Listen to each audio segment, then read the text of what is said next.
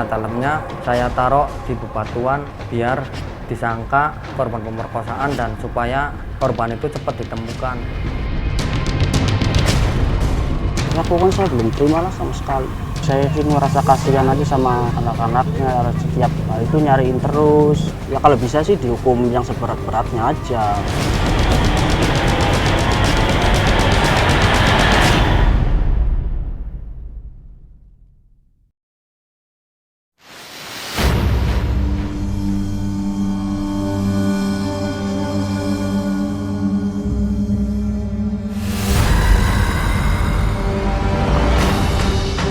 Sesosok mayat perempuan bertato ditemukan teronggok di sebuah semak tak jauh dari pemukiman warga. Lokasinya di Desa Losari Lor, Kabupaten Brebes, Jawa Tengah. Saat ditemukan, bagian kepala mayat sudah menjadi tengkorak. Dan bagian tubuh lainnya sudah mulai mengering. Mayat wanita bertato ini adalah Lili Andriani, ibu dua anak yang hilang sejak 4 bulan lalu. Hal ini diyakini berdasarkan kesamaan tato yang ada di bagian lengan.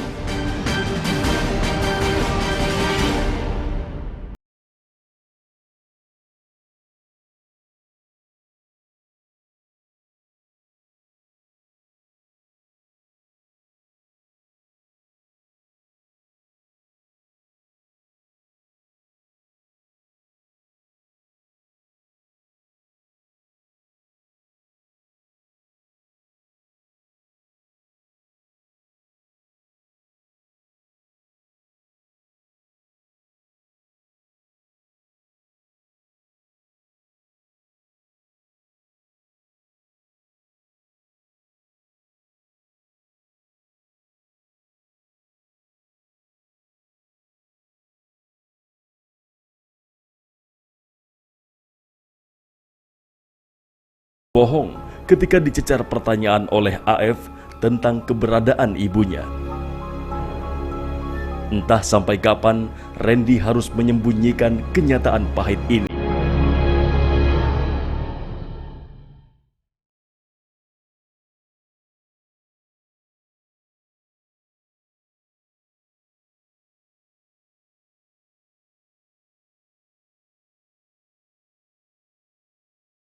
Mayat Lili pertama kali ditemukan oleh perangkat desa Losari Lor 13 November 2019 lalu. Saat itu, salah satu warga yang sempat mencium bau busuk melapor ke pihak desa. Ervana adalah salah satu perangkat desa Losari Lor. Dialah yang pertama kali menemukan mayat Lili. Di mana mas waktu itu mas? Waktu itu di sebelah sana. Sebelah sana itu posisinya tengkulap. Boleh mas, turun mas? Boleh. Saya tunjukin. Siap. Oke.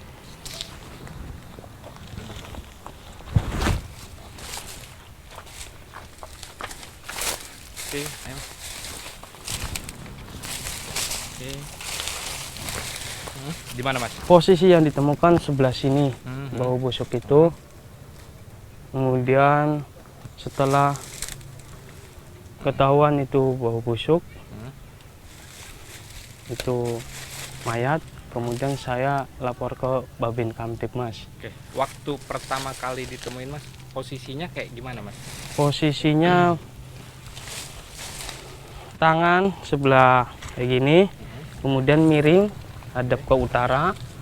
Cuma karena sudah lama, mukanya ke bawah, jadi piring ke 90 derajat lah.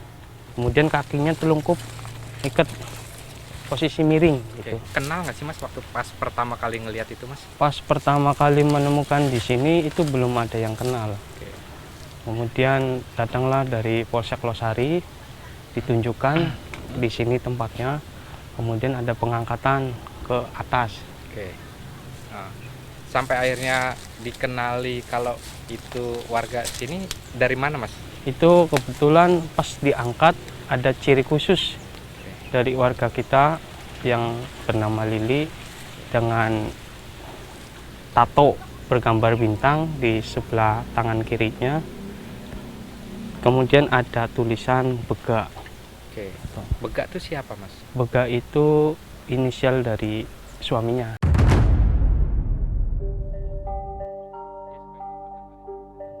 Sebenarnya, saat peristiwa pembunuhan ini terjadi, Nur Rohman, kepala desa Losari Lor, sempat mendengar suara teriakan. Namun, ia sama sekali tak menyangka kalau teriakan itu adalah teriakan Lili yang sedang dianiaya. Waktu itu sekitar jam 23.30 kami mendengar jeritan dari rumah. Mendengar cerita itu dari sebelah barat rumah kami. Kebetulan korban berada di sebelah barat rumah kami.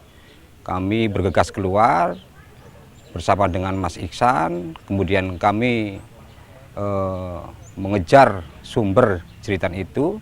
Ternyata setelah ke sumber jeritan itu tidak ada apa-apa.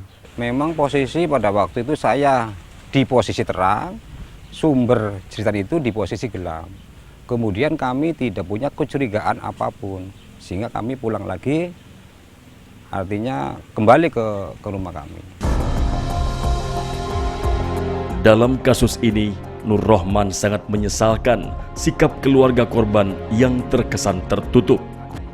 Korban itu dengan suaminya, dia punya anak 2, kemudian kerja sehari-hari suaminya ini sebagai pengamen.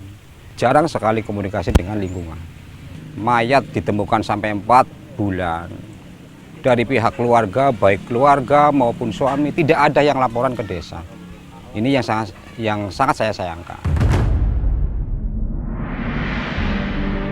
Lili Andriani tewas dihabisi oleh orang yang dikenalnya. Lalu, apa yang melatar belakanginya?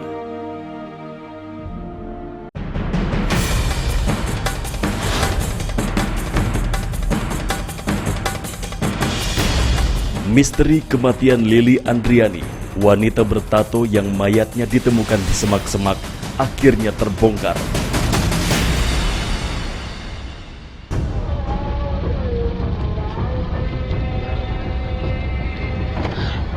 Sepekan setelah ditemukannya mayat Lili, Satreskrim Polres Brebes meringkus Sugiono, kakak ipar Lili.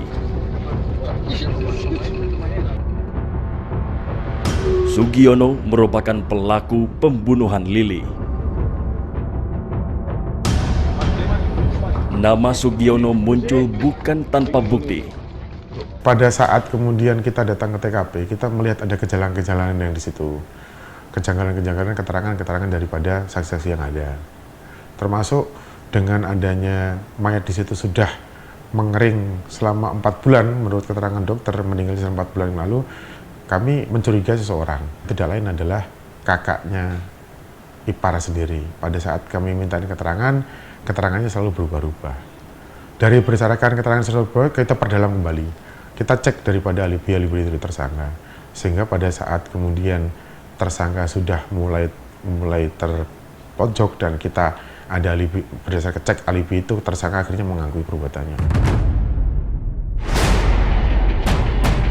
Sugiono diringkus tak jauh dari rumahnya di Desa Pasuruan, Kecamatan Pabedilan, Kabupaten Cirebon, Jawa Barat. Setelah sempat melarikan diri ke Jakarta dan Kalimantan. Pada tanggal 22 November, tersangka berhasil kita amankan. Pada saat kami melakukan pendalaman pemeriksaan terhadap si kakaknya ini, memang dia mengakui telah melakukan perbuatan tersebut hanya gara-gara ingin menguasai barang milik korban berupa 1 buah kalung, yang pada saat itu tersangka meminta kalung itu karena untuk kebutuhan pribadinya dia, supaya kemudian dia mendapatkan sejumlah uang. Untuk mengetahui bagaimana proses pembunuhan itu terjadi, polisi pun meminta kepada Sugiono untuk memperagakan aksi keji yang dilakukannya. Rupanya, sebelum pembunuhan terjadi, Sugiono mendatangi tempat tinggal Lili. Keduanya kemudian keluar, sampai akhirnya terjadilah pembunuhan itu. Berdasarkan hasil autopsi, korban tewas akibat kekurangan oksigen saat Sugiono membekapnya. Penyebab kematian korban ada beberapa. Yang pertama adalah luka di bagian kepala sebelah depan karena ada cairan darah yang sudah mengering di bagian itu. Terus kemudian karena dia kekurangan oksigen. Karena tersangka memang berdasarkan pengakuan tersangka sempat dicekik.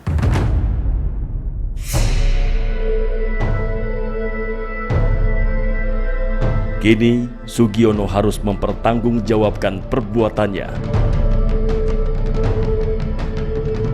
Kepada polisi, lelaki 29 tahun yang belum menikah ini menceritakan semua perbuatan kriminalnya.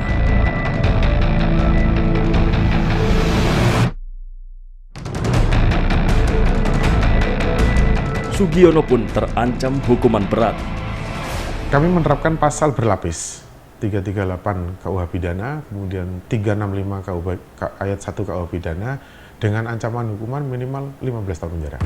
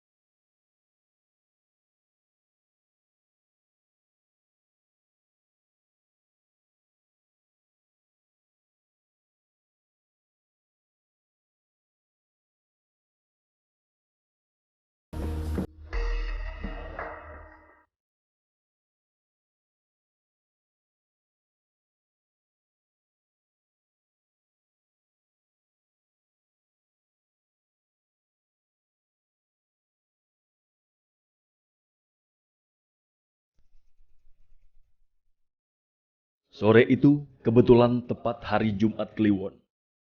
Menurut kebiasaan warga Brebes, Jawa Tengah, saatnya mereka berziarah kubur. Tak terkecuali keluarga Lili Andriani. Sang ayah, Wardi, ditemani kakak korban Randy, serta ibu tirinya, Sofia, kebetulan hendak berziarah ke makam Lili Andriani.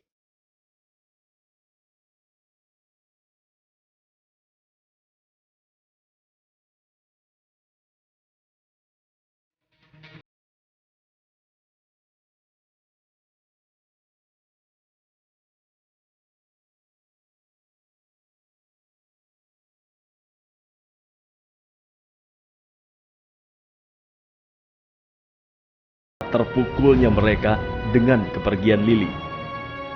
Randy pun mulai bercerita soal dirinya yang tidak bisa menerima perlakuan Sugiono terhadap adiknya.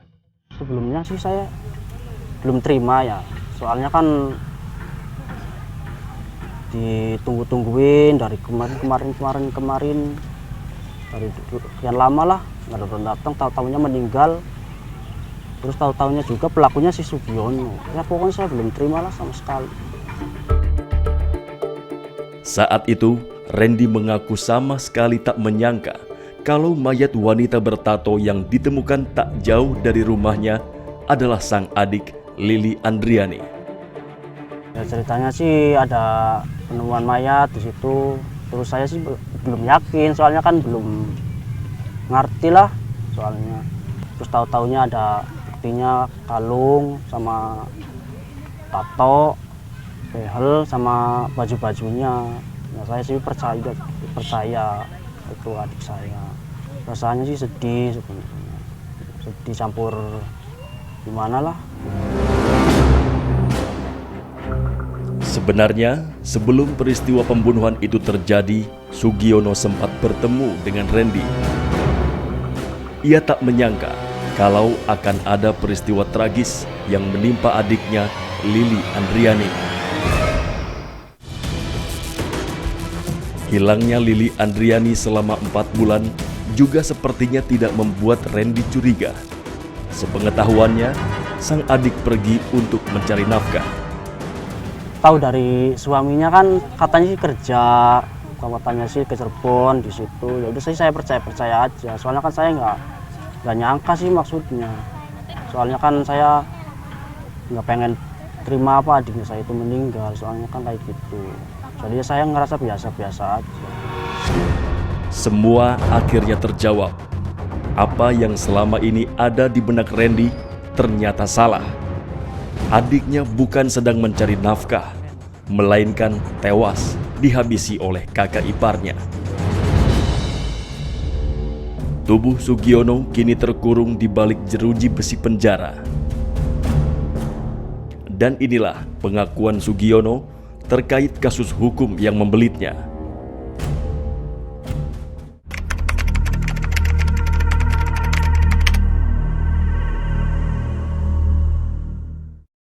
Saya itu sama korban dari Jawa Barat atau dari rumah tinggal saya, mengantar korban untuk mencari utang. Terus nggak ada, kesana kemari. Akhirnya saya melihat korban itu memakai kalung.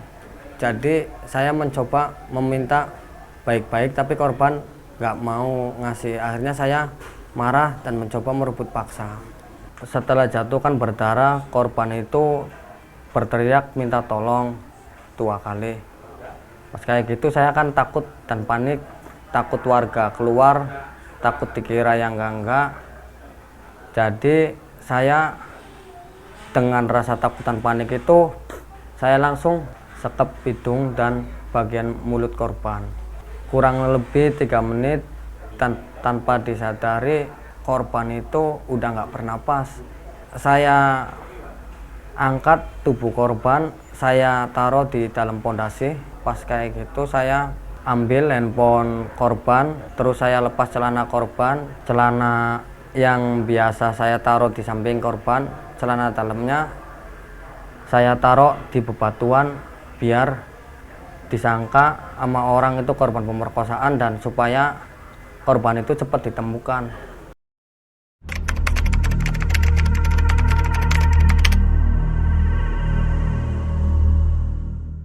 Kalau handphone saya jual di Jakarta itu 2 minggu setelah kejadian itu, saya jual di jalan sama orang yang saya tidak kenal, lakunya 800.000 saya gunakan untuk makan saya sehari-hari kayak gitu. Dan kalungnya saya nggak jadi ngambil karena saya juga malam itu sempat ada orang lewat posisi waktu saya ada di pondasi, jadi saya ketakutan, saya nggak sempat berpikir kalung. Saya berpikirnya bagaimana saya harus lari dari tempat ini. 1 minggu kemudian saya ke Jakarta, di Jakarta 2 minggu, terus saya pulang kampung. 1 minggu kemudian saya di Banjarmasin, di sana 2 bulan. Saya habis 2 bulan itu terus saya pulang. Nah, saya di rumah tuh nyampe ketangkep sama pihak kepolisian Polres Brebes.